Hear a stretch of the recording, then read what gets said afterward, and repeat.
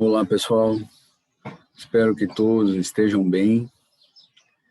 E para aqueles que gostam de calor, que não é muito o meu caso, essa semana tem sido bem agradável, né? Porque nos últimos 7 dias, eu acho que andamos perto dos 40 graus várias vezes, né?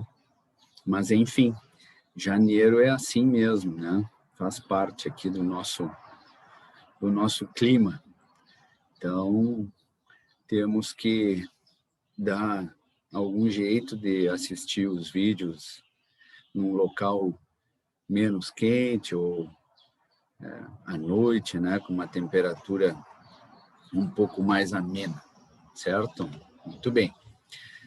Bom, hoje, como eu havia dito no último vídeo, nós começamos a falar sobre a fisiologia do sistema reprodutivo, tá? Especialmente o sistema reprodutivo feminino. Vou falar também um pouco do masculino, certo? Mas vou dar mais ênfase para o sistema reprodutivo feminino, que eu imagino seja de maior interesse da maioria de vocês, até porque vocês possivelmente em vários momentos vão trabalhar, né, com pacientes gestantes ou em período pós-parto, né? Logo após o parto, certo? Muito bem. Essa figura nos mostra, e antes de começar a explorar ela, a primeira coisa que eu gostaria de deixar bem claro para vocês, tá? Que o ovário, e essa legenda às vezes pode causar algum tipo de engano, o ovário, como ele indica aqui na legenda, é toda essa estrutura branca aqui, tá, pessoal? Tudo isso aqui é ovário, certo? Não é apenas essa estrutura circular, que eu vou marcar de outra cor. Então, um ovário, que é a gônada feminina, né? Ela é toda, invariavelmente, ela está repleta dessas estruturas arredondadas que estão identificadas aqui, ó. E essas estruturas arredondadas existem de diferentes tamanhos, em vários estágios ou em diferentes estágios de desenvolvimento, são, na verdade, os folículos ovarianos, certo? Então, esses folículos ovarianos, que eu identifiquei em verde, eles são muito visíveis quando a gente observa um ovário, que eu circulei, né, o circundei em preto ali, tá? E esses folículos ovarianos, eles vão se desenvolvendo ao longo do ciclo menstrual, certo? Que, em média, o ciclo menstrual dura em torno de 28 dias, em média. Ele pode ser um pouco mais curto, ele pode ser um pouco mais longo. Na mesma mulher, ele pode variar, né, de acordo com algumas situações, até mesmo ambientais, por exemplo, estresse, tá? Então, ao longo do ciclo menstrual, esses folículos ovarianos, eles vão se desenvolvendo até que um deles, normalmente é um, eventualmente dois, e muito raramente mais do que dois, ovulam, certo? Então, o cume, né, o final do desenvolvimento desses folículos ovarianos é a ovulação. E na espécie humana, né, normalmente se observa a ovulação de um único folículo ovariano a cada ciclo menstrual, certo? E é justamente a ovulação, né, este fenômeno que a gente denomina de ovulação, que está representado aqui, ó, né, que representa um folículo ovariano que se rompeu, né? Ele se rompe. O folículo ovariano, a estrutura dele, quando a gente observa, ele é como se fosse uma bolha, uma pequena bolha no ovário, na superfície do ovário ali, tá? E quando o folículo ovariano se rompe, ou seja, quando ele ovula, tá? Ele libera o óvulo, tá? Então, deixa eu pegar uma outra cor aqui, ó. Deixa eu pegar essa cor, vamos ver se ressalta melhor. O óvulo, como está identificado na figura. Este aqui é o óvulo, tá? Este é o gameta feminino, certo? Aqui está o óvulo. E o óvulo, pessoal, é uma célula. É uma célula, tá? Aqui vocês estão vendo esse pontinho mais escuro, é o núcleo desta célula que nós denominamos de o óvulo, de óvulo, certo? Vocês podem encontrar também na literatura humana é menos usado, eventualmente vocês podem encontrar o termo oócito. A gente usa muito isso em laboratório, né? Na prática a gente acaba usando muito o termo oócito, mas o mais comum em humanos é nós falarmos em óvulo, certo? Muito bem. Então, este óvulo, no momento da ovulação, ele é liberado e ele é cooptado, ele é sugado pelo oviduto, tá? Pelas trompas, certo? Então, ele é sugado. O oviduto, ele cobre, na sua porção mais distal, tem alguns prolongamentos, né? Como se a minha mão aqui, o meu braço direito fosse o oviduto, tá? E a minha mão esquerda aqui representasse o ovário. Então, na porção mais distal, como se fossem os meus dedos da mão direita, a porção mais distal do oviduto, existem prolongamentos que são chamados de fímbrias. Talvez vocês tenham já visto em anatomia. E estas fímbrias, elas recobrem parte do ovário. No momento da ovulação, né, com a ajuda dessas fímbrias, o oviduto suga o óvulo. É porque o oviduto tem uma pressão negativa mesmo. Então, ele suga, é como se fosse um aspirador de pó. Tá? E o óvulo, então, vai para dentro do oviduto, certo? E a porção medial, ou a porção média, mais ou menos na metade do oviduto, né, que essa figura não representa muito bem, ó, mas deixa eu pegar uma outra cor aqui para ressaltar. Tá? O oviduto está representado mais ou menos...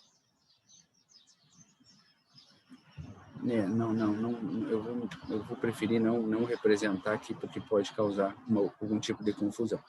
Mas o interessante aqui que vocês lembrem que mais ou menos na metade do oviduto, que ele representou ser aqui, tá? Mais ou menos na metade do oviduto, numa região chamada de ampola do oviduto,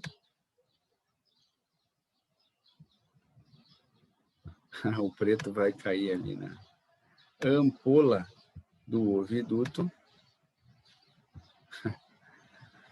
Na ampola do oviduto, acho que não adianta eu escrever aqui, porque vai ficar na parte preta, né, do slide, foi um erro de cálculo meu, mas esta região aqui é a ampola do oviduto. Nesta região, repito, mais ou menos na metade do oviduto, é que ocorre a fecundação. Então, vocês estão vendo aqui representado, ó, os gametas masculinos, ou seja, os espermatozoides, que também são células. Assim como os óvulos, os espermatozoides também são células. Basicamente, células com todas aquelas estruturas que vocês já estudaram, né, que as células possuem, né? O que estas duas células, ou seja, os óvulos e os espermatozoides, têm de diferente das outras células do nosso organismo? É que estas células aqui são células haploides, são células N, de nada, N. Ou seja, são células que possuem a metade dos cromossomos da espécie. Tá? Então, nós sabemos que a espécie humana, o fisiológico é possuir, né? A espécie humana se caracteriza por possuir 46 cromossomos. Né? Os cromossomos são aquelas estruturas onde estão situados os nossos genes, certo? E nós possuímos, então, 46 cromossomos em nossas células, exceto nessas duas células aí, porque essas células são haploides, elas são células N, ou seja, elas têm 23 cromossomos. Então, os óvulos têm 23 cromossomos, os espermatozoides têm 23 cromossomos. No momento da fecundação, ou seja, da fusão de um espermatozoide com um óvulo, esses 23 e 23 se somam, formando, então, uma célula de 46 cromossomos, e esta célula vai se multiplicando, certo? Então, é na ampola do oviduto, repito, que acontece a fecundação, tá? Então, nós já falamos aqui, ó, de dois eventos. O primeiro deles ocorre lá no ovário, ou nos ovários, certo? No momento em que um folículo ovariano se rompe, e esse processo a gente chama de ovulação. Tá? Então, o número 1 aqui, ovulação. O segundo processo, que ocorre na ampola do oviduto, está identificado aqui, ó. E este segundo processo é quando um espermatozoide, e apenas um espermatozoide, penetra o óvulo. Ou seja, esse momento nós chamamos de fecundação, tá? Fecundação. E no momento em que ocorre a fecundação, ou seja, que o espermatozoide penetra o óvulo e se funde ao óvulo, né? Eles somam as suas cargas genéticas, se forma uma célula. E esta célula que se forma logo após a fecundação, como eu disse antes, é uma célula já 2N, é uma célula diploide, é uma célula com 46 cromossomos, né? É o que nós chamamos de zigoto. Então, eu tenho certeza que vocês ouviram falar nas aulas de biologia lá no ensino médio, né?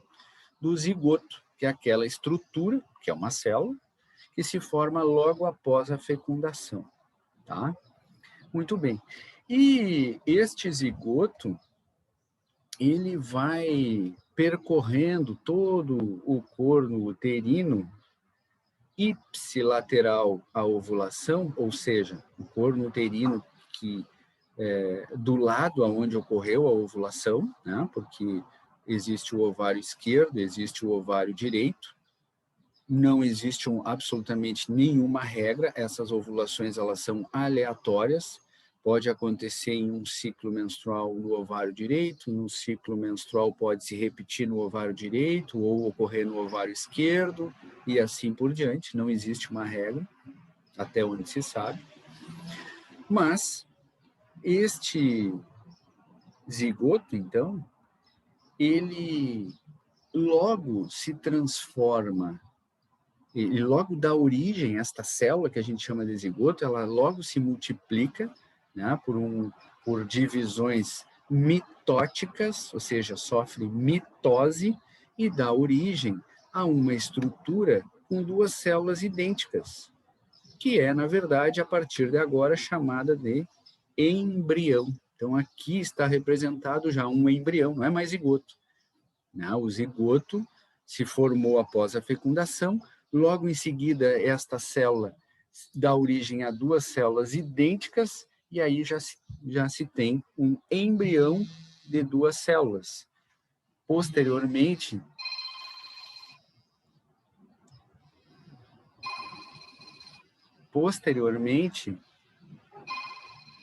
perdão, eu vou ter que... eu já retorno. Alô?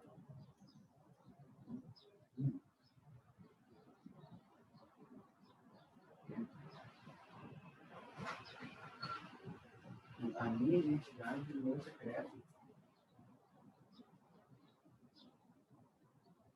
Ah, tu tá de sacanagem.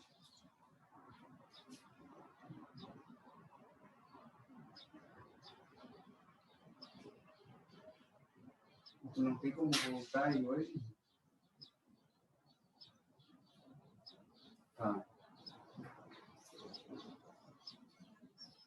Tá. Tá.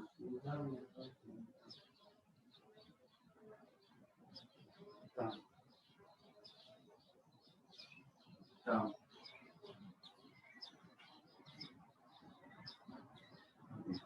Tá.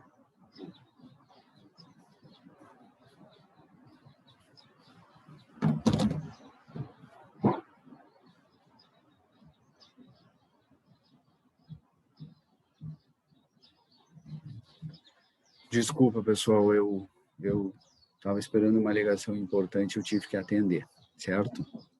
Muito bem.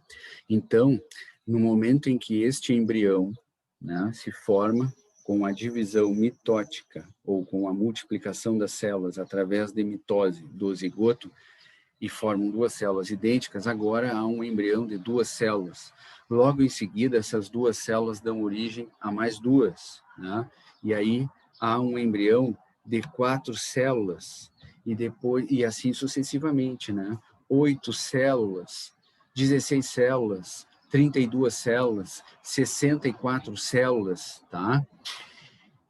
Já no final da primeira semana de gestação, esse embrião já está na fase de blastocisto, né? Blastocisto é uma fase do desenvolvimento embrionário, já tem mais de 200 células, todas elas idênticas uma à outra, e aí já não é mais possível contar estas células no microscópio, né? Então, só para vocês terem uma ideia, que em mais ou menos 7, 8 dias, a multiplicação celular deste embrião, que começou lá atrás com uma única célula, né, enquanto zigoto, é enorme, certo? A gente já não consegue mais contar essas células. Esse percurso do embrião, né, desde o momento em que ali se forma o zigoto, até ele chegar no corpo do útero, que está identificado aqui, o corpo do útero, ó, o útero, né? Está identificado aqui, é o endométrio, a parede uterina, mas o útero, como ele chamou aqui, ó, então até ele percorrer o oviduto, os cornos uterinos e chegar no corpo do útero, onde ele vai se implantar, né, onde o embrião vai se implantar, ou sofrer nidação, né, ou seja, se ligar na parede uterina, isso leva mais ou menos de 3 a 5 dias, tá? Todo esse percurso até chegar no útero. E ao final da primeira semana de gestação, esta estrutura, então, este blastocisto, que nada mais é do que o embrião, como ele chamou aqui, né, começa a se implantar, ou seja, começa a se ligar na parede uterina, este processo de implantação, certo? Ou nidação. Tá? E a partir daí, então, esse desenvolvimento embrionário se acelera e ele vai continuar, né, até que essa estrutura apresente tecido ósseo e aí passe a ser chamado de feto, certo? Então, esta é uma visão geral, resumida, de alguns eventos fundamentais para que acarretem, né, para que levem ao desenvolvimento de uma gestação, certo? Muitos destes eventos são dependentes de taxas hormonais fisiológicas, de taxas hormonais adequadas para que ocorram, certo? Então, toda a fisiologia reprodutiva da mulher, assim como a do homem também, gira muito em torno de alguns hormônios. Estes hormônios, nós já conversamos sobre eles, vocês já os conhecem, e nós vamos repetir aqui alguns destes hormônios, tá? Então, nessa primeira figura, era isso que eu queria dar uma ideia para vocês desses processos de uma forma mais geral. Agora a gente vai detalhar alguns deles, tá? Deixa eu passar aqui.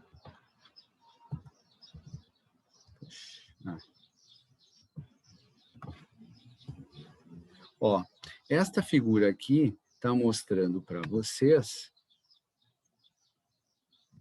Esta figura está mostrando para vocês, vocês conseguem identificar essa figura, né? Facilmente. Aquelas duas células que eu mostrei antes, que eu falei sobre elas antes. O óvulo, essa estrutura arredondada, e o espermatozoide, né? Que é o gameta masculino. E lembro sempre que apenas um espermatozoide penetra um óvulo, tá? Mais adiante a gente pode falar dos casos de gêmeos, né?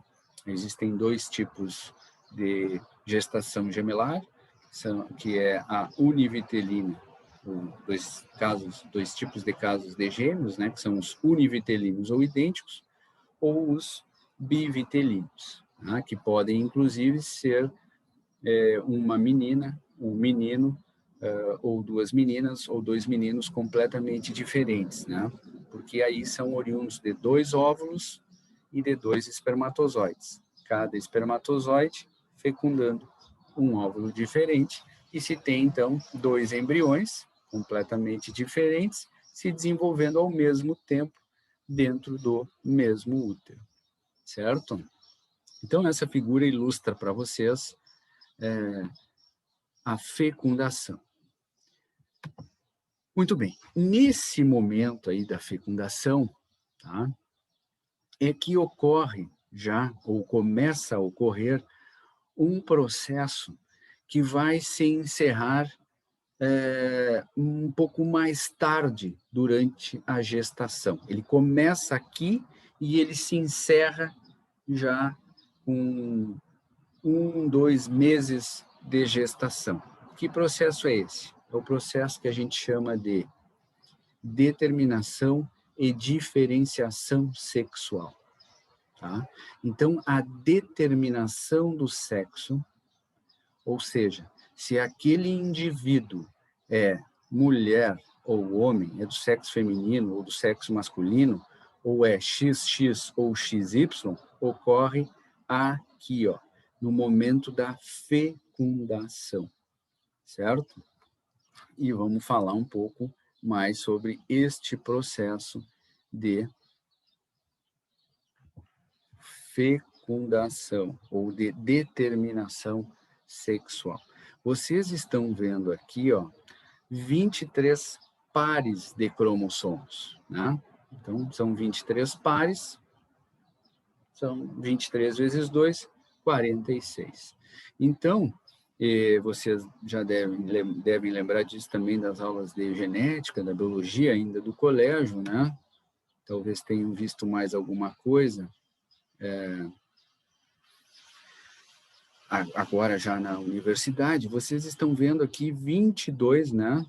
Do par 1 até o par 22 são os cromossomos que darão os responsáveis pelo nosso fenótipo, né? Ou seja, por toda a nossa estrutura, especialmente externa, né? Ou seja, por todas as nossas características físicas, tá?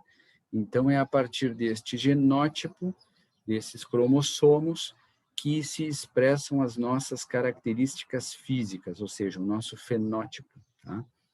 E existem 2 cromossomos que aí formam o 23º par, que são cromossomos ligados ao sexo, certo? Este indivíduo que está representado aqui é um indivíduo XY, como vocês podem ver. E se ele é XY, ele é do sexo masculino, certo? Se este indivíduo, ao invés de ser XY, fosse XX, ele seria, obviamente, um indivíduo do sexo feminino, tá? Mas o que faz com que o indivíduo seja XX ou seja XY? Eis a questão. O que determina isso? Essa é a pergunta, tá? E essa pergunta a gente começa a responder na próxima transparência. Ela é do método suspense aqui, mas eu vou mostrar toda ela para vocês, tá? Então, este processo que nós denominamos de determinação e diferenciação sexual e que leva algumas semanas para se concluir, desde o seu início, tem 3 etapas, digamos assim. A primeira delas é a determinação do sexo genotípico. A segunda é a determinação do sexo gonadal. E a terceira é a determinação do sexo fenotípico. Quando essas 3 etapas se completam, né, finaliza, então, o processo de determinação e diferenciação sexual. Este sexo genotípico é determinado no momento da fecundação. Por que isso? Porque existem espermatozoides que carregam cromossomo X. E existem outros espermatozoides que carregam cromossomo Y. Tá? Então, como eu disse para vocês, o espermatozoide, ele é uma célula N, ele só tem 23 cromossomos. Então, é impossível que um espermatozoide tenha o cromossomo X e o cromossomo Y. Então, na verdade, o espermatozoide ou ele tem o cromossomo X ou ele tem o cromossomo Y. Por sua vez, o óvulo, da mesma forma, é uma célula N, uma célula haploide com 23 cromossomos. Então, é impossível que os óvulos tenha cromossomo X e cromossomo Y. É impossível. E o óvulo, na verdade, ele sempre tem o cromossomo X. Ele tem apenas o cromossomo X. E então, fica fácil de entender. Se um espermatozoide possuidor do cromossomo X fecundar este óvulo, este indivíduo será XX, ou seja, do sexo feminino. Mas, se o espermatozoide que fecundar o óvulo carregar consigo um cromossomo Y, este indivíduo será XY. Portanto, do sexo masculino. Certo? Então, é o espermatozoide que vai determinar se aquele indivíduo, se aquele zigoto é XX ou é XY. Tá? Então, o sexo genotípico, ele é determinado no momento da fecundação. Muito bem. Mas o que o cromossomo o que o cromossomo Y tem de diferente do cromossomo X? O quê? Bom, O cromossomo Y, ele carrega consigo um gene que é chamado de SRY, tá? Este SRY, como está descrito aqui embaixo, ó, é o fator determinante do testículo, certo? O SRY é o fator determinante do testículo, tá? Então, existem alguns genes ali nesta região que determinam o desenvolvimento das gônadas masculinas, tá? Então, a segunda etapa, ó, certo? E isso mais ou menos acontece entre 30 e 50 dias de gestação. A segunda etapa é o sexo gonadal. Então, na presença deste gene SRY, né, que na verdade é mais de um gene, vai se desenvolver, ou vão se desenvolver células que são características dos testículos. Na ausência do Y, do cromossomo Y, ou seja, na ausência desse gene SRY, se desenvolverão outras células que serão células características dos ovários.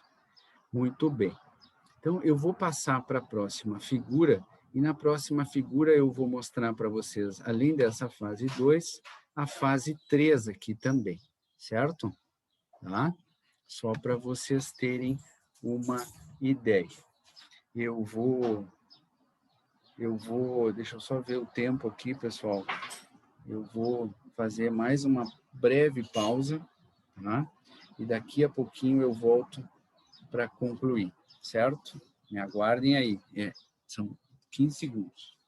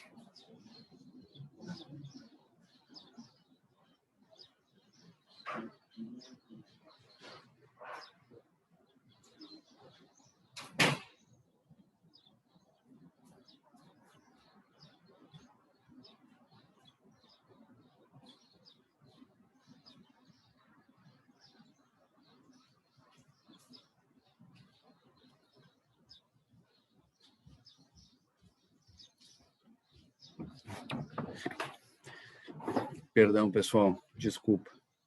Mais uma vez eu tive que resolver um probleminha, tá? Ao vivo é assim, né?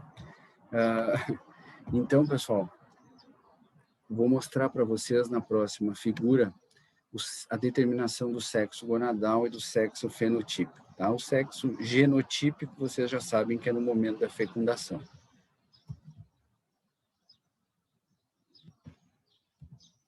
Essa figura está mostrando para vocês, tá? De uma forma esquemática e resumida, a determinação do sexo gonadal e do sexo fenotípico, tá? Então,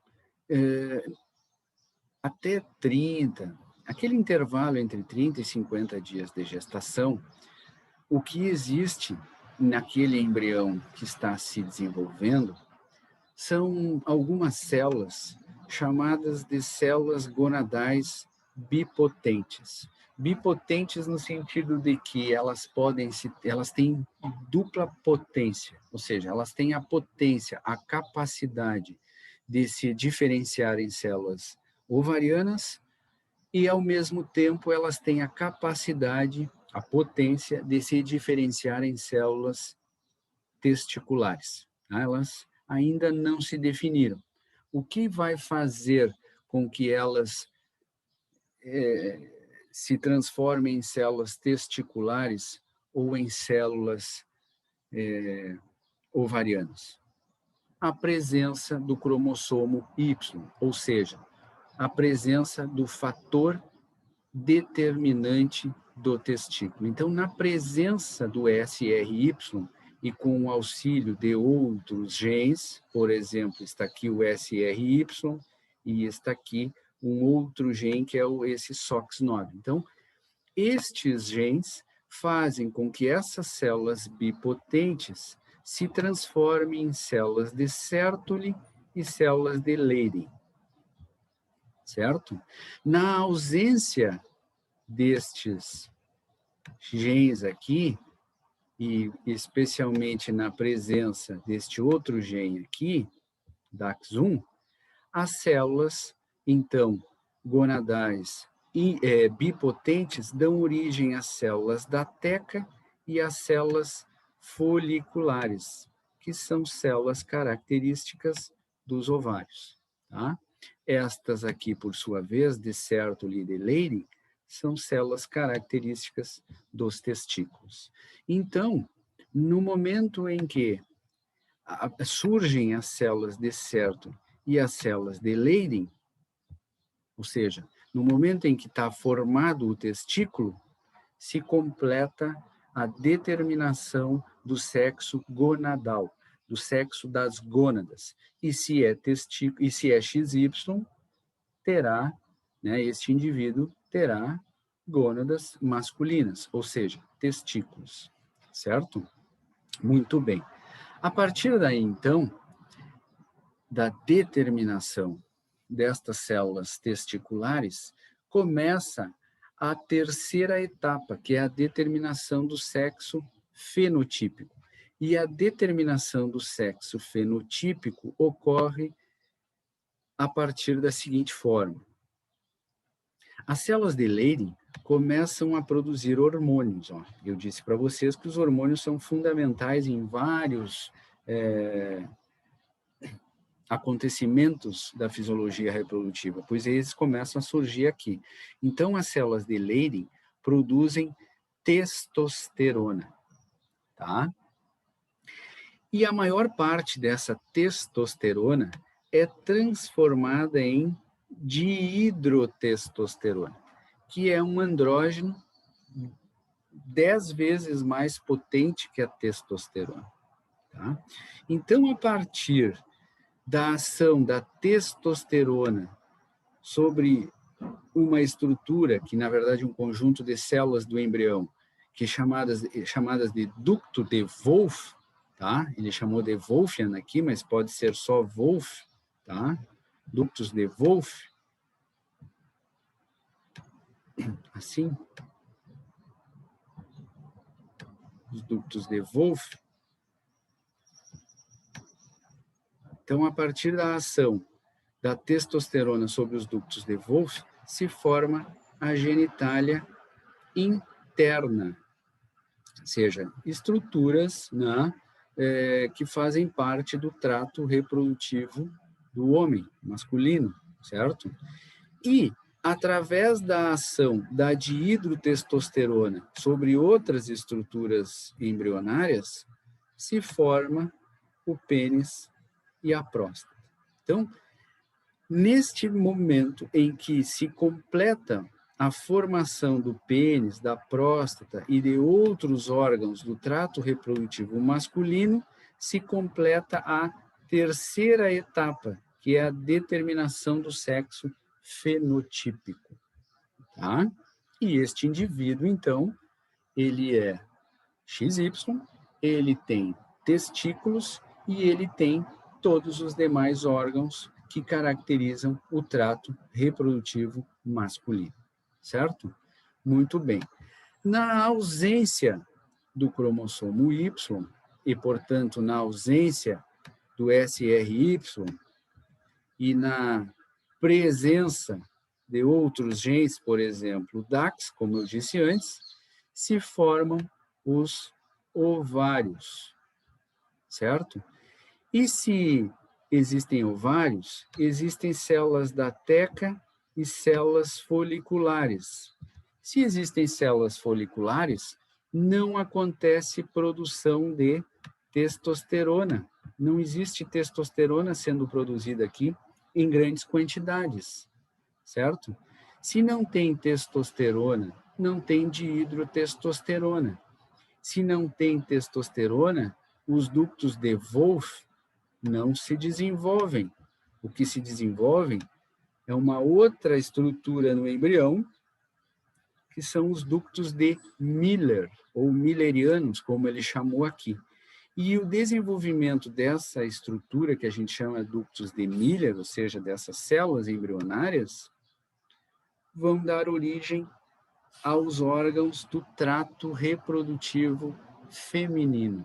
E no momento em que os órgãos do trato reprodutivo feminino se formam, se completa, então, a terceira etapa da determinação, da diferenciação sexual, ou seja, este indivíduo ele é XX, ele tem ovários e ele tem todas as estruturas que caracterizam o trato reprodutivo feminino, certo? Então, é desta forma que é determinado o sexo, né?